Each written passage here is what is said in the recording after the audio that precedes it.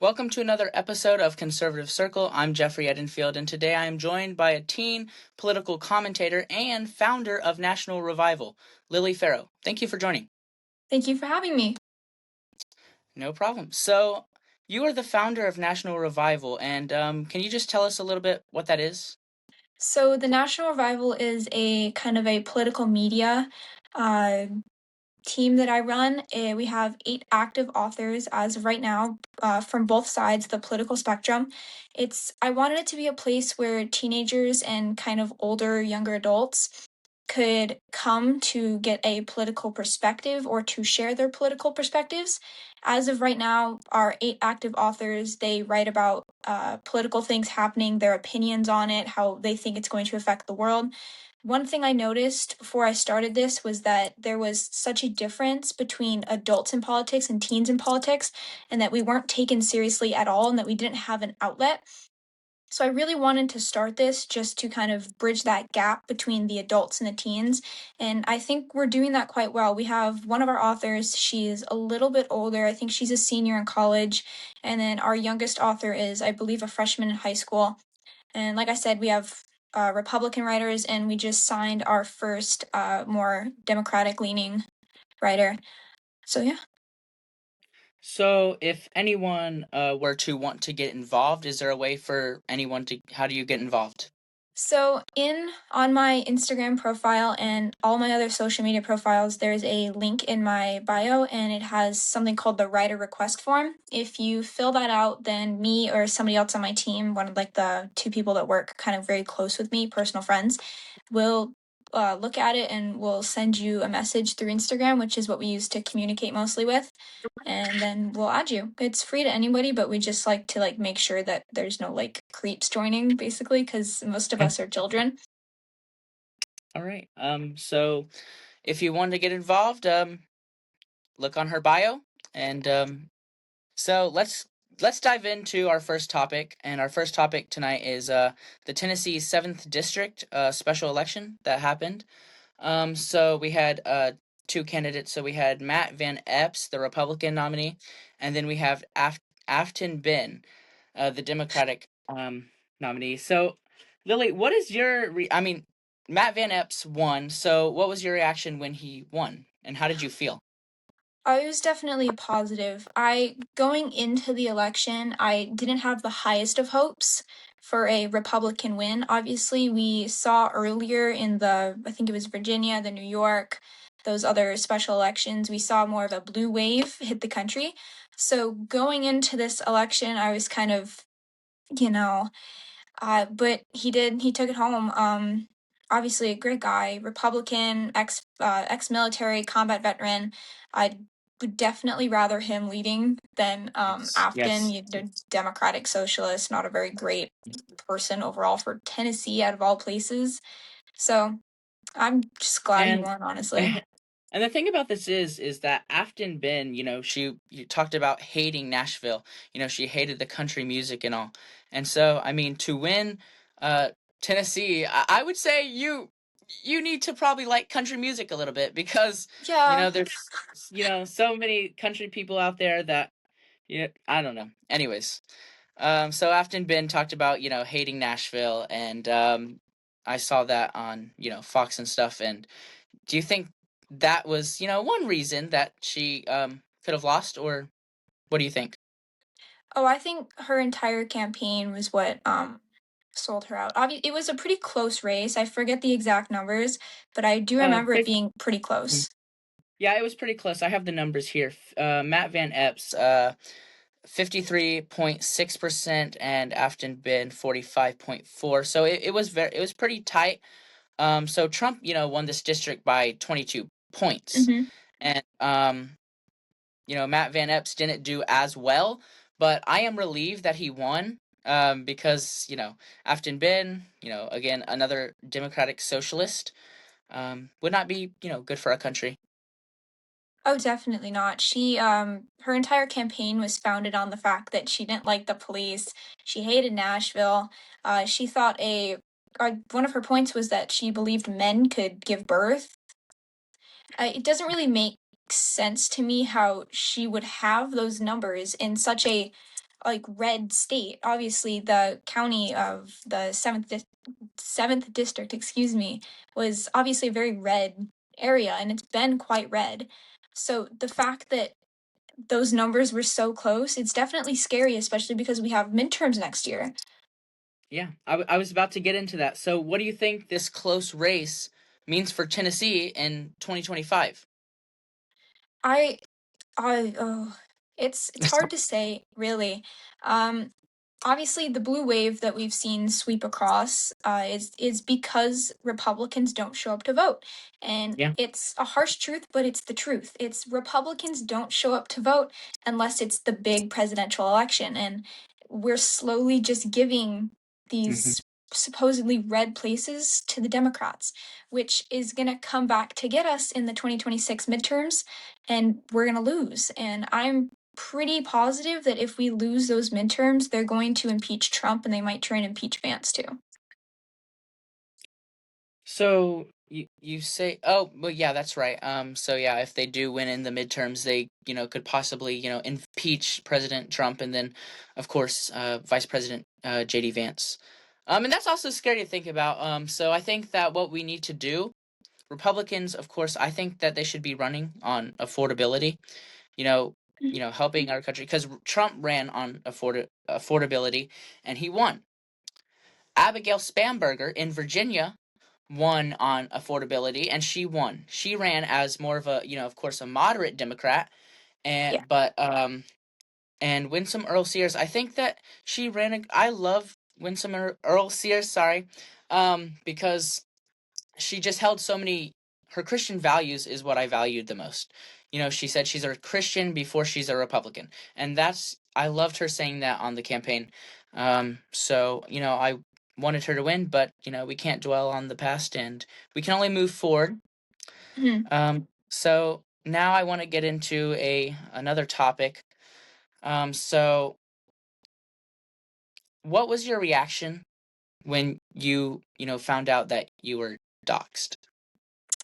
So I was doxxed at nighttime. It was around 10 o'clock my time, Pacific time. So pretty late for other people. I would say Mhm. school night, obviously wasn't expecting it. Sitting at home in my bed. And, obviously as a conservative influencer, you get the hate comments, you get the death threats. And on my Instagram page, my comments and like my general DMs and like the people I talk to, it's like split into sections. So every now and then I do go through my DMs because some of them are like genuine people trying to reach out to me for like business stuff or like people I talk to on lives and I'm like, "Hey, shoot me a DM after and we can talk." So I was just doing that, my normal stuff, and this is back when I had 400 followers. So I didn't really have connections, I didn't really have the platform. I received a message and it was, I'm not going to repeat it, but it was some hateful words about like Charlie Kirk and like threats against me. And obviously, just normal stuff, like you don't pay attention to it. And then they So sent I my hate to address. interrupt you there. Yeah, I hate to interrupt you there, but so I've noticed, a lot of people are, making fun of the death of Charlie Kirk, and if you are making fun, if you are listening to this and you are making fun of Charlie Kirk for getting assassinated, you are just sick. Mm-hmm. Um, Even at school, I mean, I hear it all the time, and it's sad. It's sad. But anyways, continue. I'm sorry.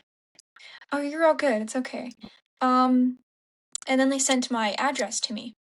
I was like, oh, that's a little more serious. At the time, I was in contact with, I don't know if you know him, Taylor Sharp. I do Yes, the yes. Taylor Sharp show with him. So I am also part of this conservative like teenage group chat, a little bit smaller creators, but like good friends of mine. They're amazing people. I send the screenshot to them and I send the screenshot to Taylor. And they're in the group chat like telling me like how can we help, what can we do, and we end up getting on a FaceTime call. And I'm just like I'm distraught, like obviously these people have my address. I don't know what to do. And getting into politics, people had told me, like someone I would consider like a mentor, he's older than me, college student, um, told me like it's gonna happen. It happens to everybody eventually, People in politics are not nice. and now I'm sitting here and it's happening. So I'm talking to these people, I'm on the phone, I'm talking to Taylor, and I'm like losing my mind. Like I don't know what to do. And eventually they could calm me down. They're like, it's okay, it's not the end of the world. And the next morning I'm getting more people. Second account is sending me DMs with my address, and they're now flooding my videos in the comments. About 500 comments with my address were posted to my page. And by first period in school, which is about 8 o'clock my time, there was 4 accounts now doxing all my information. And by the end of the school day, they had my home address, my phone number, and most recently my school and my public email. Oh my, that's crazy. I'm so sorry that this happened to you. It's crazy to think about, but I honestly just you gotta look at the good in it, I would say. So I've been trying to do Mhm. that, you know? Yeah. So, is there anything that you would like to, add to this? Um, Kind of like a takeaway or something. Yeah, yeah. Sure. What's the takeaway? So, obviously, I know more people who have been doxxed after me. There was 2 more people that were doxxed, and I would say that it's a pretty lonely thing to get like doxxed because And obviously I so had are these people like your friends? other conservative creators that I know. Okay. Mhm. Um, I would say that it is a pretty lonely thing. Obviously, like the flood of support that you get, like I'm praying for you, like it's gonna be okay, but like it's a scary thing to have Yeah. somebody send you your address and like death threats along with it, especially as a 17-year-old. I So I would say it's lonely, but I would say that it did better me in a way. Like obviously I'm more open about where I live now. Like obviously I live in Las Vegas, which is a very big place. Like I don't feel the need to be like crazy careful anymore. Everything's already out there. And I feel like me being able to be open about it now cuz that initial fear is gone. It's connected me with so many more people that I didn't even know were close to me. It's just made me a better person, I believe. Obviously it got me a lot of engagement, which isn't my main goal, but obviously like spreading my word out there, it helped. Um, I'd say that I've been try to look at the good in it, I would say, and it's just gonna be okay. Just look at the good. That's about it. So what is your message to, young teens that are, wanting to start their own content, start creating, start getting out there in the political world? What do you have to Mhm. say? I would say just do it. Obviously, um, obviously, if Take there's like Mm. safety concerns, like don't do it. But I started this account about a month ago. I would say no clue what I was doing. I was just like, you know what, we're gonna Really, do a it. month ago and you're already to what, 3,000? Yeah, 3,600, I Wow. believe. About a month ago, just started. My parents didn't know what I was doing. Nobody knew what I was doing. Friends didn't know what I was doing. I knew absolutely nobody. And you just start.